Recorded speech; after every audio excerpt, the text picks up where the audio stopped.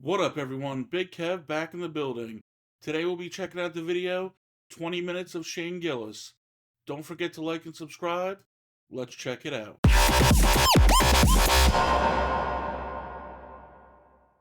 Alright, excited to check this one out. I really love the Gilly and Keeves sketches that Shane Gillis did. I've seen most, if not all, of those. I know that he's had about, 2 specials now? I know he has a Netflix one and a YouTube one, plus his podcast, Matt and Shane's Secret Podcast. I've seen some clips from that, and I've seen some of his appearances on other podcasts, although I haven't yet seen his specials for some reason, so I definitely need to, check out more from him, because everything that I've watched has been super funny. So we'll see. I'm not sure what footage this 20 minutes of Shane Gillis material is from, but we'll see if it's I'm assuming it's some kind of best of compilation. But yeah, let's check it out. We all agree the Special Olympics is a good program. It's great. I just feel like the guy who came up with it had to be like a real risk taker. Some guy in a board meeting, like, I got an idea. We should be racing these motherfuckers. Like, what? That's a dark take. Okay. What did you say? Fucking town over said they had the fastest ones. So we settle it, you know? I'm not making fun of the Olympians. The concept is wild. Yeah, it is when you think about it is a pretty wild concept. I mean, when you're first, trying to bring it up to people and think about it, it could definitely be taken in the wrong way. At first, you really have to explain it out properly to get people to envision it. He's not wrong about that. It's a wild, if your best friend invented the Special Olympics and told you about it first, you'd be like, don't ever tell anybody that. Yeah, right? Who the fuck were you going to tell that to? What are you doing? Pole vault? I don't think, is that one of the events, pole vault? You can't do the cool moves you see in porn. Just do regular. You ever try them? You ever think you can? You ever try, cum in a girl's face? They're a lot less receptive in real life. That whole process is a fucking nightmare, dude. It's a disaster. It's just you, the girl you love is down there. You've been begging her for 3 months to try this. Finally, she's like, yeah, you can do it. You're like, yes! It's gonna be just like the videos I watch every day. That's my favorite part. I love his facial reactions and his just the way his gestures and everything. It really does a great job. He does a great job of selling all of his bits. I've noticed that in the past before. It really makes a big difference. He's a master at that kind of stuff. Now you get to do it. You think it's gonna be awesome? It's not. It's just you up there alone. It's cold. I like the cough. She's being nice. She's like, "Are you okay?" Now you can feel it. You're like, all right, here it comes. This is gonna be awesome. She's gonna love this. As soon as it hits them, they freeze. And then once it's on them, they don't know how to move. You know what I mean? You ever put socks on a cat? And then you feel bad because the cum's out of you and you realize what you've done. You feel terrible. You gotta fucking pick her up off the ground. It's the same energy as when a toddler falls. You're like, come here, get up. You're all right. You're all right. You're all right. All right. We'll never do it again. I've heard of astrology and belly button rings. I feel like those go hand in hand. Do girls still? Yeah, they do. Are you guys still getting belly button rings? I don't know. I haven't fucked a whore lately. I know I said retarded there a couple times. My bad on that. I'm not trying to give myself a pass on being able to use that word, but I will say, I don't know if you can tell by looking at me, I do have family members with Down syndrome. It almost got me. I dodged it, but it nicked me. It does kind of look like it nicked him. Bit of a day walker myself. My Uncle Danny sneaks grilled cheese sandwiches into restaurants just in case they don't serve grilled cheese sandwiches. I don't know where he's getting these fucking things. It's the best. It's the best. You'll be out to dinner with him, you look across the table, you see him sneaking a grilled cheese. Yo, where'd you get that cheese, Danny? His dad's with him. He's like, that fucker, he's been making them at night. I know he is. I'm not making them at night, Dad. And he'll look at you and be like, I'm making them at night. my favorite part of the year was I got to watch my dad watch the news. He's a Fox News guy. Fox News dad, that's a good fucking dad. Can you imagine if you had a fucking MSNBC dad? Some guy every night at dinner like, we need to start focusing on renewable energy. It's like, ew, dude, I didn't know dad was gay. Talking to me about solar panels like a fucking lady. He might have had her straight as hell, dude. We fucking hate the environment. That's how straight we are. All we talk about is eating pussy and fracking. Like every Fox News dad, my dad watches Fox every night until he can't. They watch every night until they get so angry they have to go to bed. My dad will watch for like 2 hours and then out of nowhere he'll just stand up and be like, fucking Mr. Potato Head's trans? I'm going to bed. This world's going to hell. Fox News is basically black church for old white dudes. You know what I mean? Like literally everything they say, my dad just sits there like, That's a good analogy. I like that one.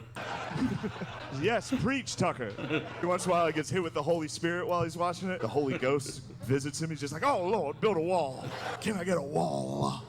White people used to be cool in America. The height of white people being cool was us going, we're like, man. That was as cool as we got. We're like, man, see? And then the day white people stopped being cool, it was Jackie Robinson's first game. You can look it up, dude. You can find it. You can find the radio call from that game online. You can hear the exact moment white people stopped being cool. You can hear the announcers. They still got, they're like, man, welcome to Chicago where the White Sox take on the Brooklyn Dodgers. We all had cool white nicknames. Like up at the mound is old Curly. He's a 47-year-old alcoholic. He's the greatest athlete alive. Runs a 6-second 40-yard dash.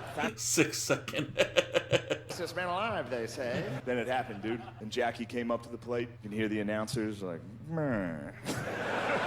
Coming up to the plate is young colored boy from Brooklyn. No way he can hit Curly's pitch. Here comes the pitch. Fuck, home run. All right. Jackie hit the ball so hard he knocked that voice out of all the whites. Not one of us has talked like that since. Dude, one swing of the bat, we're like, meh. All right, yeah, that was pretty good. That was good. It's time for us to focus on computers. Autistic kids, they're like cats. Little skittish. You're not sure if they like you at all. Down syndrome or dogs? They're the dogs, dude. You get home from somewhere, they're like, where the f have you been, dude? I got so much to show you. This is gonna be the best day. Ask a Down syndrome kid, do you want to go for a walk? Like, yeah. Like, throw a ball. Throw a ball. I'll get on Twitter and the first tweet I see will be someone from back home that's just like, fucking Colin Kaepernick better stand up. Like this tweet if you support the police.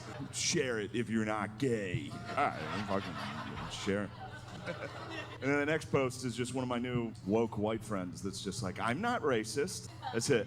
Every day for the last year, just a different white person popping up. Like, look at me. Look at this article I shared to my Instagram story. I'm not racist, right? It's like, all right. You sure? So I don't know if you know this, like being racist isn't like a yes or no thing. You know what I mean? It's not like you have it or you don't have it. Like being racist is more, it's like being hungry, you know? It's like, yeah, you're not right now. It's like, yeah, you're not hungry right now, but a cheeseburger could cut you off on the highway. We're hungry all day. The cheeseburger's Jewish in that joke. No, okay. I do this thing. It's not a good thing, but whenever I'm dating a girl, I always talk shit on her exes. It's not a good look. Women don't respect it. Kind of makes me look like a bitch. I like it. I like it. I can't stop doing it. And normally it's easy. Normally it's like, what's your ex do? He's a fucking substitute teacher. It's weird he wants to hang out with kids. Like, that bad. You know, like, this one's tough. This is a tough ex to make fun of. It's when I'm walking around the apartment all day, just fucking Navy SEALs. Yeah, that's a difficult one. They're kind of pussies if you really think about it. You know what I mean? Like using night vision, sneaking up on guys. That's a fucking coward's way to fight, dude. You know who's actually brave? Al-Qaeda. That takes courage and bravery.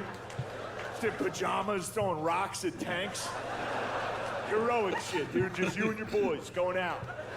In flip-flops. You're all gonna get fucked up. For real though, it was my favorite speech I've ever seen a president.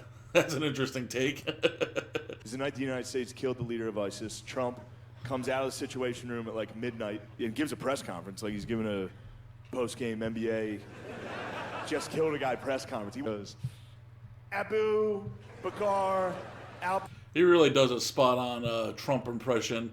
I love the hands make it. He really gets like the hand gestures down too. Baghdadi is dead. He died like a dog. And a fucking I didn't change one word of that. That's what he opened with. And then he did 40 minutes. The speech is 40 minutes for no reason. It wasn't a prepared speech. He freestyled 40 straight. Not even a speech, just mean shit talk for 40. The meanest shit talk you've ever heard in front of the whole world. Abu. We could hear him crying. I said, Abu, don't cry. Abu, don't cry. Let me tell you something. Abu cried. He cried quite a bit. I wouldn't have cried. Crybaby Baghdadi. That's what we were all calling it. Like, as big as racism is in America, football. There's a Disney movie, Remember the Titans, dedicated to what I just told you. The I remember that movie. I know where he's going with this one, too. whole point of that, dude, that was one high school football season. Remember the Titans was like, it was 8 weeks. That whole town went from like centuries of like, don't let them in our school, to just like, oh shit, the high school team's 4-0. Those are my brothers. The point I'm trying to make is if you want to get rights in America, you just got to put together a good football team. You know what I mean? If the transgenders got together and put together just a fucking hard-nosed, run it down your throat ball club. If the trans are just 3 yards in a cloud of dust of transgenders.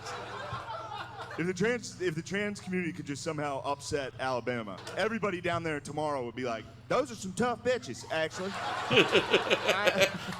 Anytime I go to another country, as soon as I get out of the airport and start like driving around, I'm just like, dude, this is your fucking country, dude? Other countries suck, dude. America is #1, dude. It's not even close. It's official. I've been to like 3 other countries. It's official. And other countries hate it too. They hate that we're #1. You ever tell them? You ever go to another country and tell them we're #1? Swim up to like a pool bar, just, you know, we're #1. They hate it, dude. They try to bring up bullshit to bring us down. Like, what about all the mass shootings you guys have all the time? It's like, at least we're not gay. You know? There's really not a good comeback to that, because it's a pretty serious problem. And we're the only country doing that. We're not making any adjustments. None. What, are we gonna give up our guns like a bunch of fucking gay guys? Yeah, right, dude. No, we're just gonna have shootings all the time. Yeah. Australian accent's one of those accents that's funny every single time. You could be in the middle of a fucking tragedy. If you heard an Australian accent, you'd still be like, like if there was like an Australian guy in the office on 9/11, oh fuck, look out! Like, oh no, there's another one, get down!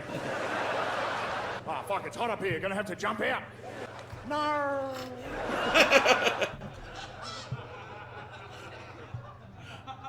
I was thinking about the first time like Congress had to come up with age of consent. That had to be like the powdered wigs and stuff. That had to be a rough day for the fellas. It's like some guy coming up first, like, from Rhode Island, 12, and everyone's like, ew, ew. No, dude. I don't know. Why'd I have to go first on this one? It's like the hardest one to go first on. Sexually, I have to follow a fucking Navy SEAL. They never quit until the job's done, dude. That's their whole thing. I quit a lot, all right? The job's done when I'm tired, which is usually pretty early into the mission. My arms start shaking pretty early. They give out. Next thing you know, we're having belly-to-belly missionary. Just hunched over, breathing in her ear like a pug for 5 minutes. Just coughing. Coughing during sex is funny. Just you guys know belly-to-belly missionary, dude. Don't fucking... I saw this crowd, dude. I see you, boy. A lot of belly-belly tonight, dude. This guy's hunched over. You don't even think about that noise you're making in that poor woman's ear. Every woman in this room has heard that noise. You've never thought... The only way I can describe it is like you ever lay down and a dog starts sniffing your ear? That's what it sounds like. Just... Gay or the army, the scarier. Forever, dude, throughout history. Think of any army throughout history. Imagine them gay. Gay Nazis? Just when you thought those guys couldn't look any sharper. Gay Vikings? Gay Vikings, dude. You're just some villager looking out on the shoreline, see a bunch of Viking longships coming. You're like, oh no, it's the Vikings. They're gonna rape our wives and daughters. Then they pull up their fucking rainbow flag on their boat, and you're just like, oh, fuck. I mean, worse for the guys, but better for the ladies. Oh, that's way worse. The shorts weren't so essential for them. What's that about? How baggy do you think they look like the fucking N1 mixtape out there. Offensively baggy is how I would describe all of their attires. I'm not discounting the fact that it's hard for families. It is. I've witnessed it firsthand. It's difficult. It's very scary at first. And then you quickly realize that's easily the only good family member we have. That's the only good person I know. They're the bros, dude. They're the perfect bro. They love two things, dude. They love John Cena. Across the board, dude. You see one of these dudes out in public, hit him with a... They're gonna give it back. They love it. I mean, that's pretty spot on.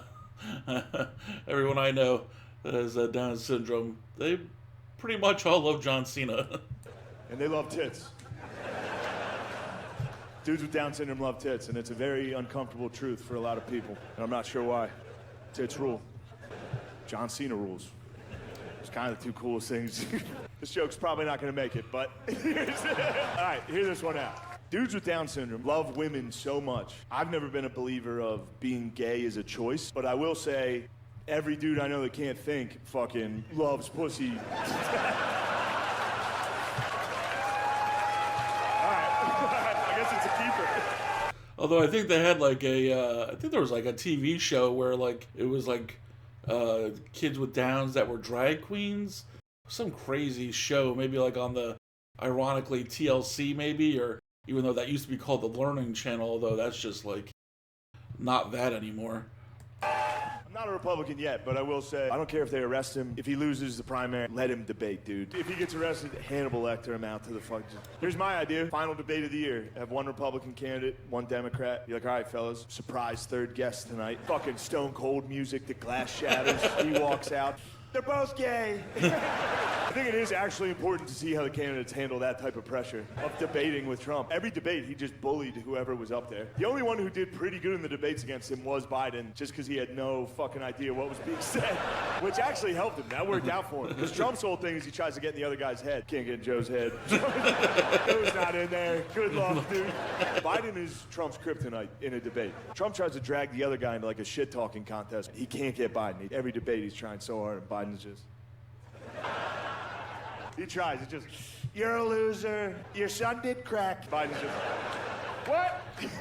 Damn, dude, that's actually a pretty good comeback. You might win this thing. Every year, Hooters would sponsor our one basketball tournament. All right? So every year, Hooters would bring like 3 or 4 waitresses, and they would present like a big cardboard check donation to the Special Olympics. As soon as the girls entered the gym, the game changed entirely, dude. It went from like hugs and sportsmanship to just like dudes got competitive, like very competitive, fucking ripping down rebounds, just hitting layups. And then at the end of the game, there'd be a hug line between the waitresses and the players. And yeah, that went about exactly how you would imagine that went. We had to break out the fucking jaws of life, dude. My boys are ragdolling those young sluts.